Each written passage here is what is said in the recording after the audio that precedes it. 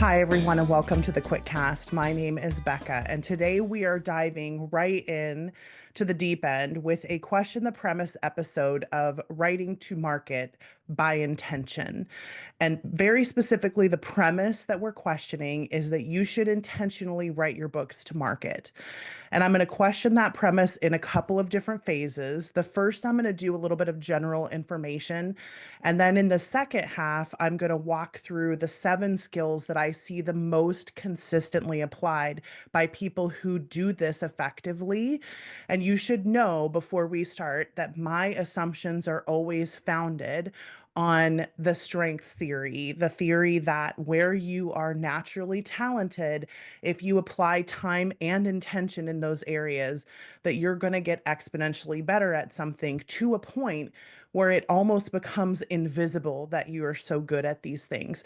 So, part of the beginning of questioning the premise of you should intentionally write to market, when we ask, why do you need to question this premise? It's because we see everywhere people who have intentionally written to market and have been successful at it, who are giving advice to people saying, you should do this. You have to write your books to market. The books have to fit the market. And those of us who have a natural ability to do that or already sold on it, we're like, great, excellent, show me how, and then off to the races. But the people who are not already excellent at this are probably suffering from a couple of different things. One is a fundamental assumption that everyone has to do these things that people say are rules, right? That everyone has to do that thing. So if it's a commonly accepted among, let's say, a bunch of authors in a big author group, if it's a commonly accepted truism, for instance, that you are not selling because you're not writing effectively to market, then the more consistently we hear that repeated and no one argues with it effectively, the more likely it is that we're going to believe that. So I have to start off with the fundamental assumption is incorrect. There are so many 6 and 7 figure authors who are not intentionally writing their books to market, who are instead writing intuitively or writing the story that they love or writing the book of their heart, who are making 7 figures and who are selling well. So the first piece of questioning the premise is that if it was actually necessary to do it this way, then you would not see such a high volume of people who are not doing it this way. That's step one, is just to say, typically when there are rules that are stated, especially in larger author groups where there are a lot of people who are conversing about something, people who disagree, especially if their disagreement comes from, well, I have experience in this, but I can't necessarily teach you how to do what I do, they're going to be more quiet. You're not as likely to see people step up when everyone's talking about, hey, you have to write your books to market. You're not necessarily going to see people jump in and say, well, you know what? I just accidentally write to market. So there is evidence that you don't have to, because a lot of them think there's something wrong with them because they're not intentionally writing their books to market. And you should know about me that I have coached more than 6,000 individual authors. When I say that I've seen the inside of these processes, for some of them, I mean very closely and very in-depthly have seen inside these processes. Because when I say 6,000 authors, I'm not talking about a bunch of people who've just taken one of my courses and I'm adding that to the number. This is actually individual people that I've coached. So when I see someone say something in an author group of like, everyone should write to market. Clearly, we already know this. The reason your books aren't selling is because they aren't written to market intentionally. Then I want to question the premise and say, except that all of the people who have not intentionally written their books to market are not stepping up and saying that they haven't because they think there's something wrong with them, or they think they're a fluke or a unicorn, or they don't want to talk about it, frankly, because they are trying to forget that they feel like they don't know what they're doing. So when people are less conscious or they do things less intentionally, they are less likely to be vocal because they can't step up and say, hey, let me teach you how to do this. So that's the first piece of the premise that needs questioning before we get into these skills. And speaking of skills, the second part that needs questioning in this premise is this idea that anyone can learn to be great at anything if they just try hard enough.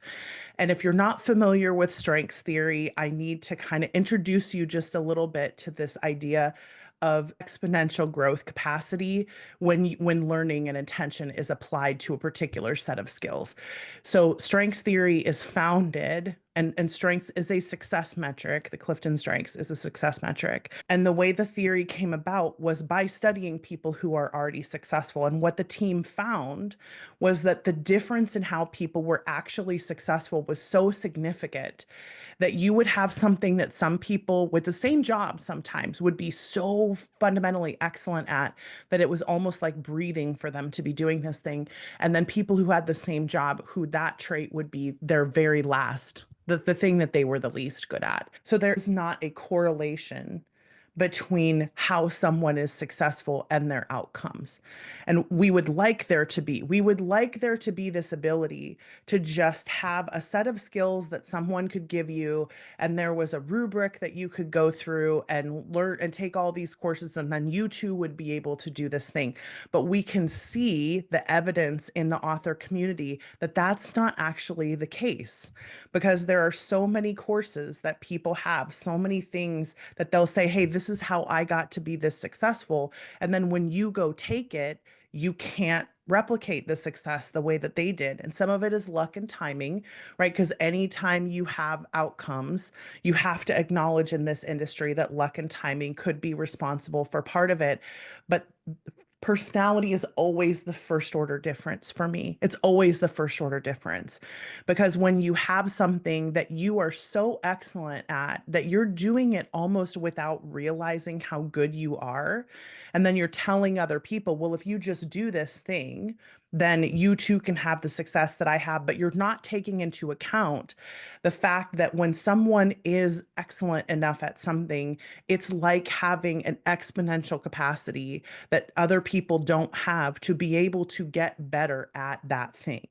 So a particular trait or set of skills, a particular skill itself, two people, if they have different levels of ability, natural ability at a skill, can apply the same amount of time, the same dedication, the same class, and get completely different results to a point where exponentially they can have a different outcome. And the reader speeds experiment is essentially that two groups of people went through the same speed reading class, and one group started off average and ended up average, 90 to 150 words a minute. And one group started off more talented, 350 words a minute, and ended up exponentially more talented, 3,000 words a minute with the same course. So this is the first piece of deconstruction of whether or not you should be a person who's writing to market is, are you good enough at the things that other people who have done well at writing to market intentionally are good at, that you can reasonably expect the same amount of application of intention and time learning, right? Getting better at something, that you can expect reasonably that you would have the same outcome that they would have.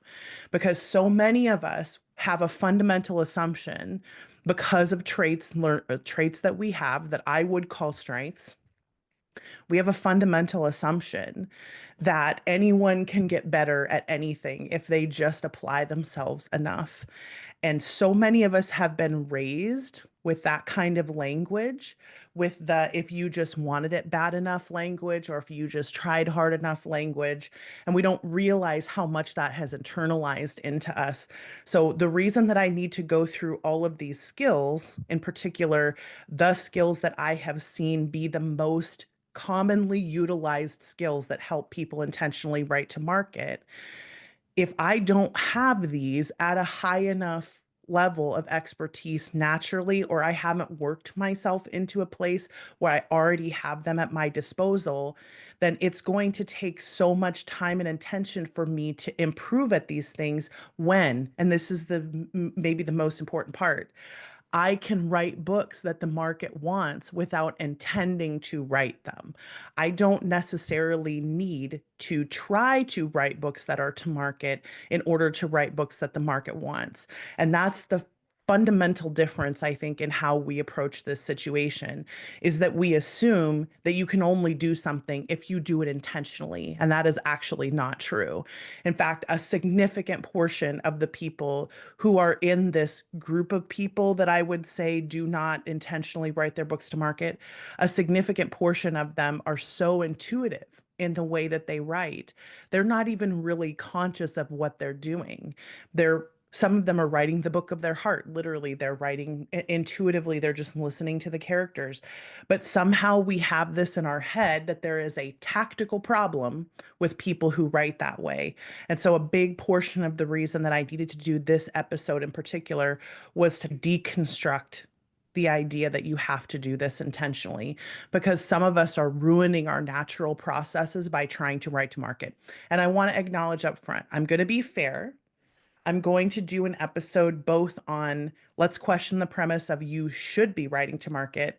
So let's deconstruct it and figure out why it may not be able to work for you. But then I'm also going to do an episode about you should not write to market, because I feel like it deserves some attention from both directions, right? And because the volume of coaching that I have done, I have some insight and I want to be able to share this with you. And the next portion of this video is going to be talking about those 7 skills in as much depth as I'm able. If you feel like you have some of these and you want to get better at them, let's talk about it, right? Tell me in the comments if you can. Let's discuss this. So if there's something that I can do to support you in getting better in that, if there's another episode I could do, if there's some kind of class that we can provide or something to try to help with this, I will. Because I still think it's possible to get better at all these skills. So I want you to hear me. What I am not saying is that if you don't have all of these fully formed at their absolute peak of peak level, that you shouldn't even be trying to do it. This is to say, let's explore a little bit what makes people good at intentionally writing to market. And let's see if there are places where I can either apply some time and intention, especially in areas where I may have some natural ability already, or the rest of this episode will help you to kind of put a period on saying, I am not going to listen to that advice anymore, or I'm only going to listen to the parts that I know apply to me. Because, of course, you can still take market information and edit your books, or use editorial feedback to help you be a little bit more targeted to the market than you were in the past. But it is important to acknowledge that that's not everyone's path, and not everyone's craft of storytelling is going to be increased by learning how to write to market better. Some of us would be better served learning how to utilize our intuition better. We're going to talk about that in later episodes in the Quitcast. So right now, I want to dig deep into these skills that I have seen be the most helpful, the most utilized, with the highest level of excellence by people who are effectively writing to market with intention and who are having successful outcomes. And successful outcomes for me would be the market has also said, yes, we like what you're doing. Please continue to do more of this. So let's talk about these 7 skills. The first skill is the ability to understand resonance on a conscious level, where you could communicate it to another person or you could write it intentionally into your book. So, understanding what actually resonates with an audience. Let's talk about what this means.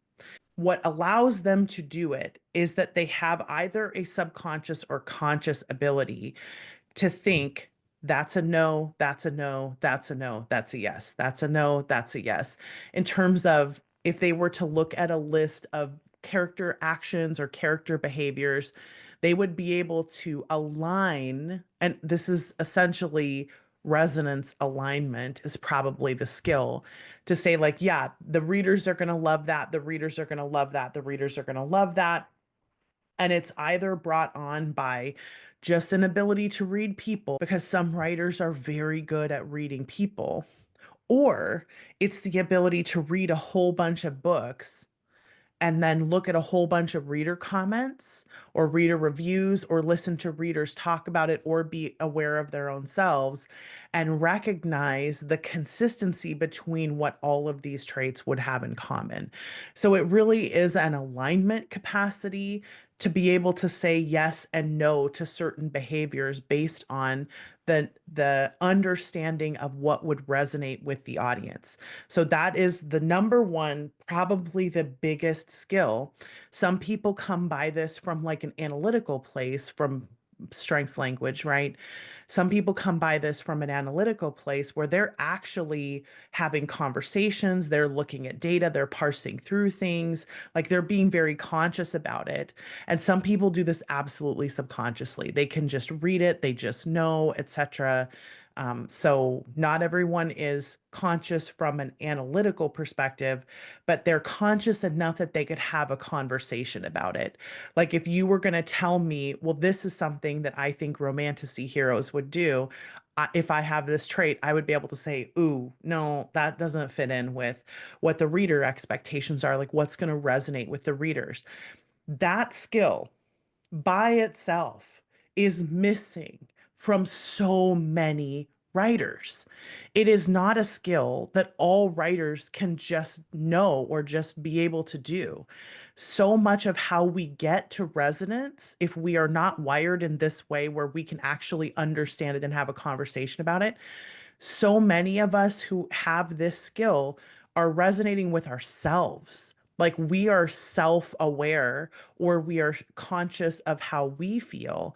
And so we're writing things that we like or we're writing things that seem to light us up. And that is different from being able to read it in other people. That's a really big deal. Okay, that's the first skill.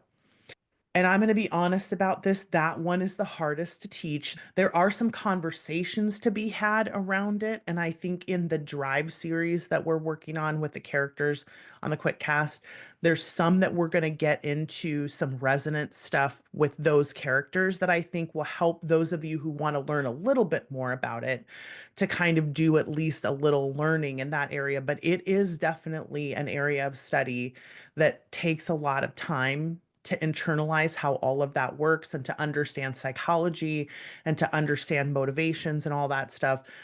Not all of you could just pick up a book on, say, strengths or a book on, say, Enneagram and just automatically know, well, like this is going to resonate in this genre or this is going to resonate with that trope or whatever.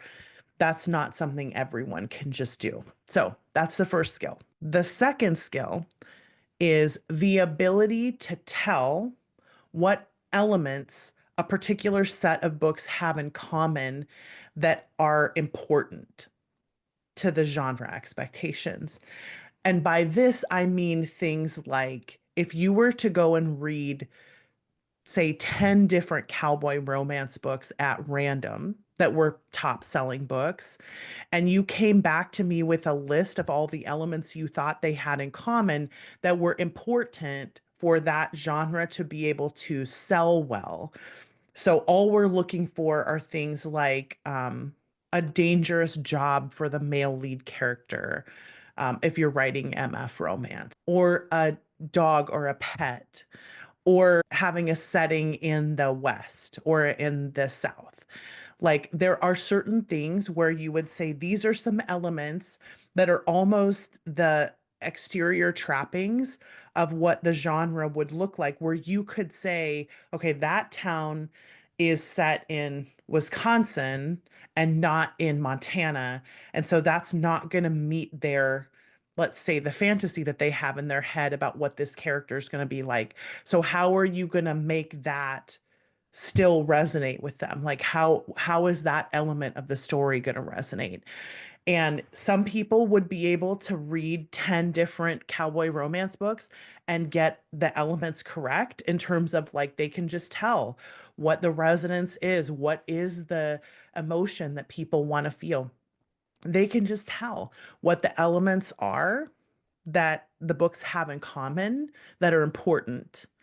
And it's so hard to describe this to people who can't do it. because they'd be like, well, I can read 10 books and give you a list of elements that they have in common. And I'm like, right. But this particular skill is about how to tell whether or not the elements are important to the audience in order for them to be counted as part of the genre. So, just as a for instance, in urban fantasy, is it absolutely necessary to have skyscrapers just because the 10 books you happen to grab all have skyscrapers in them? No, it's not important.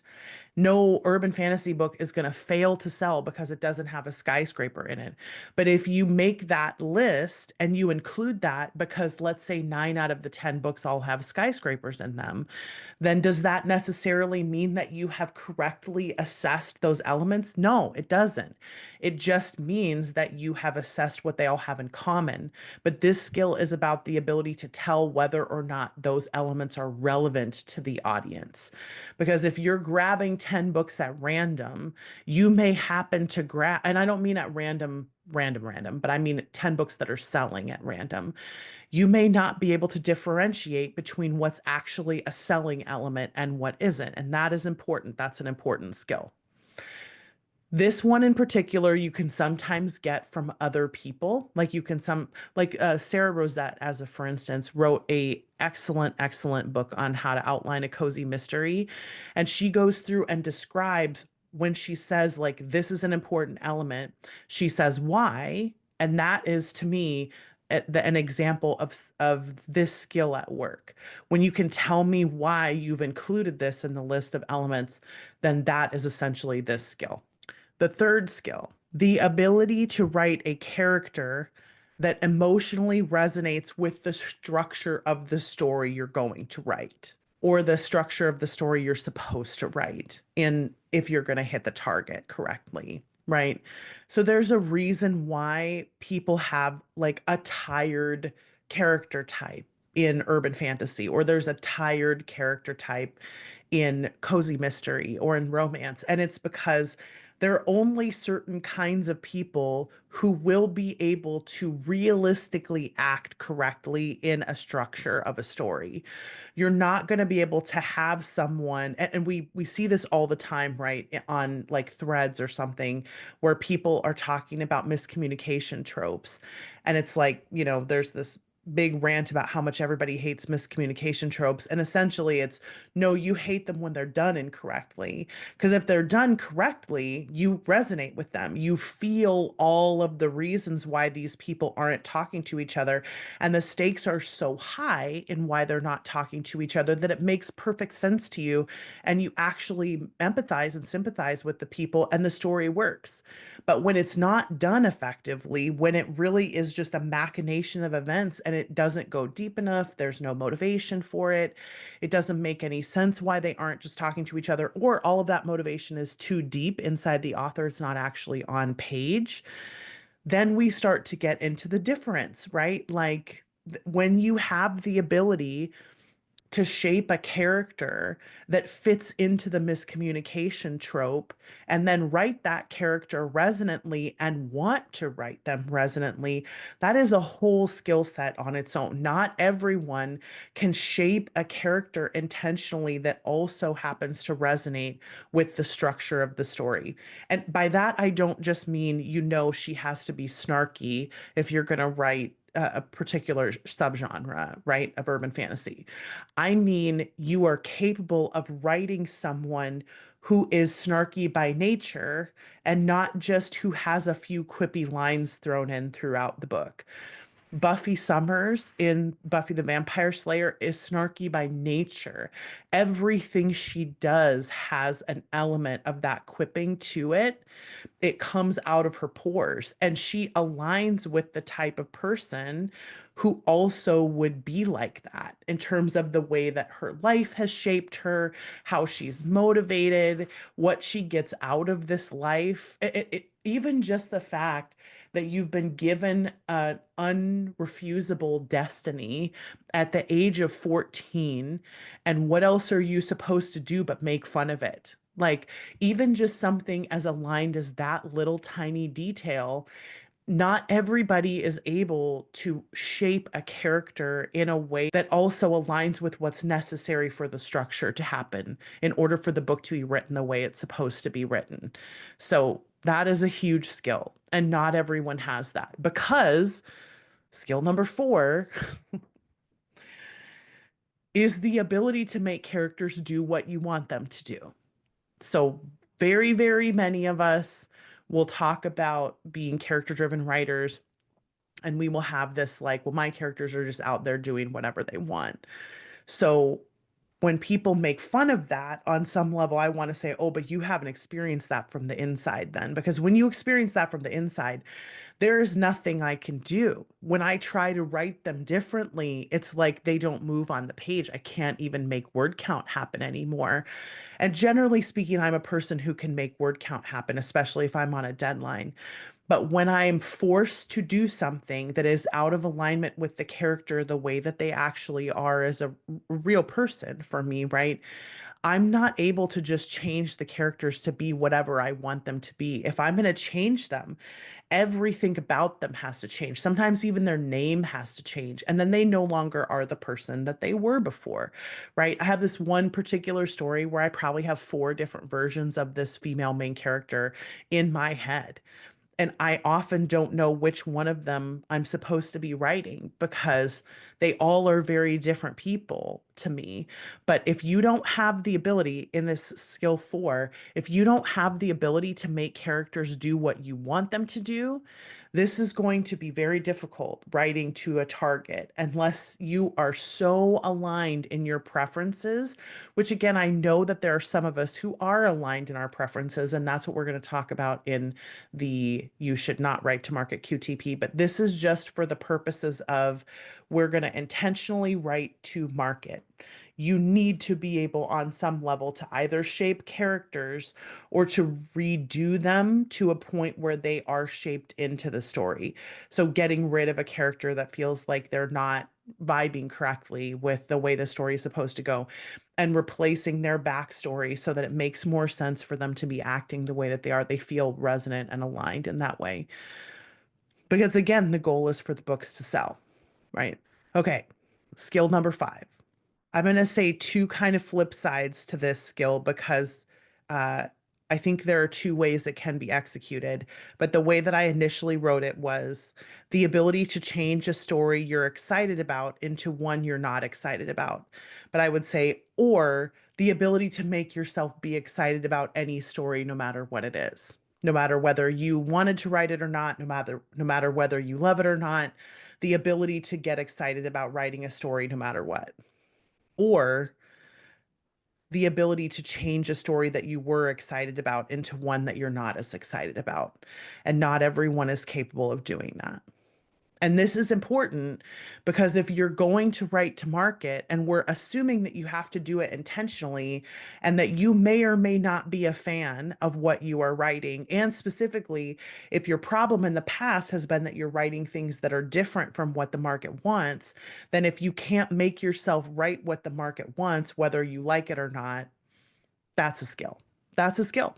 The sixth skill is the ability to cut elements out of your story that don't resonate with the market or that get in the way of the story being as simple as it needs to be.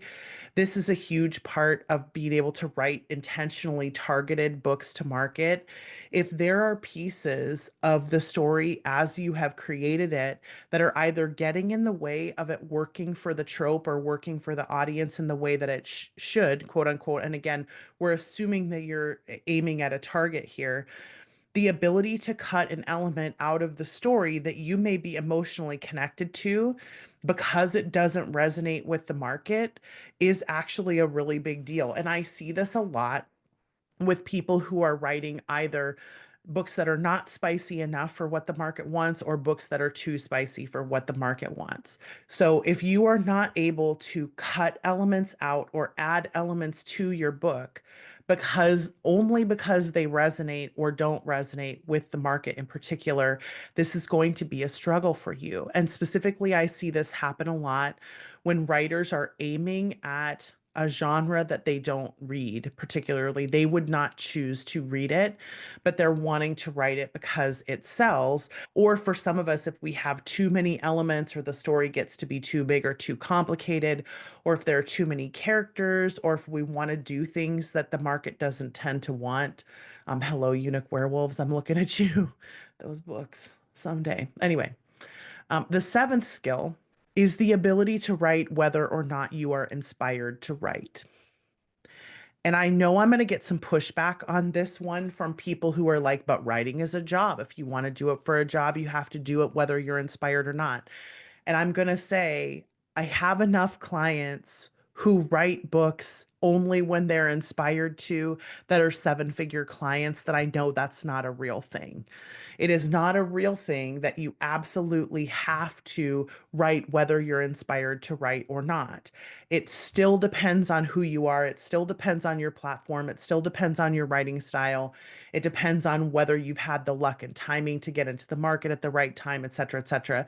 There still are so many things about that that are unpredictable, that just forcing yourself to write when you are not inspired to write is not a promise that you are going to be able to make a living doing this. And I have to say, like, my goal in questioning the premise of this is not actually to tell people that you shouldn't be writing to market, because some of you are going to hear all of these skills and be like, oh, well, I can do all those things. And I feel like I'm probably pretty excellent at those things. And I've been not writing to market in the past because I just never thought to do it, right? Or whatever. Maybe I'll try it this time. Like, great, awesome, go do that. If you feel like you can do all of those things, there's a good chance you're going to be good at writing to a target. Still, whether it's going to sell or not, whether because nothing is promised to sell, but these in particular are the seven main skills that I see as being important in being able to write to market. And that isn't even touch whether or not you're a good writer, right? This is just the actual ability to create a narrative that is to a target. So, we've gone through the question, the premise process fully with you should write to market. I feel like this is probably one of the most in-depth QTP episodes that we have done, but I wanted to do this in particular because I'm hearing a lot of people talking about you have to write to market again. And I just want to say there are so many ways that you can craft and shape books that will sell, that have nothing to do with thinking about targets or reading a whole bunch of books in your genre or knowing what's selling or trying to write only what's trendy or any of that stuff. And again, this isn't to talk about writing's trend. This is only just to talk about me shaping my book into something that people say the market wants. And the reason this discussion matters to me at all is that writing to market and selling are not causally related to each other. They still are just correlated. Because if they were causally related, every single person who writes to market would be selling the way that they're promised to be selling, and they're not. And I do think it's important to acknowledge that when we put something forth as being the be all and end all, yes, it's great to try things out. And if you've never tried writing to market before and you want to, I'm all for it. Please go ahead and experiment. But, but, if you have been struggling with this, you can't make yourself do it. You keep listening to everybody talk about how you write to market and you're just disgusted by even the thought of doing it, then don't do it. It is not necessary. There are so many people who don't intentionally write books that are to market that still sell, but they just do it in a different way from the write the target market thing. And again, I'm aware that I am not a right to market evangelist, so I want to end with, we are going to do an episode where I QTP that the market shouldn't matter at all and that you shouldn't write to market, because I think it's also important to explore that side of the question as well. So if you have questions below, or if you want me to cover anything in that episode, please let me know. We are going to continue with the other content on the Quitcast. In the meantime, we have some stuff going on for Right to Market Archetypes on the Patreon this month. So I just want to encourage everybody. There's going to be more discussion about this. If you would like to join us, please feel free to. I'm happy to answer any questions that I can get to on the Quitcast in the comments. And I just want to thank all of you for being here and listening to me talk for kind of like an hour. And I know this is a lot. And I do think this was an important episode to do, though. And we've been talking about these archetypes enough now, the right to market archetypes, that I feel like this is kind of the culmination of all of the discussions that we have been having. So hopefully this has been helpful for you. As I said, if you have comments, please ask below, and I will get to any of them that I possibly can. And I will see you all on the next Quitcast. Okay, thanks everybody. Bye.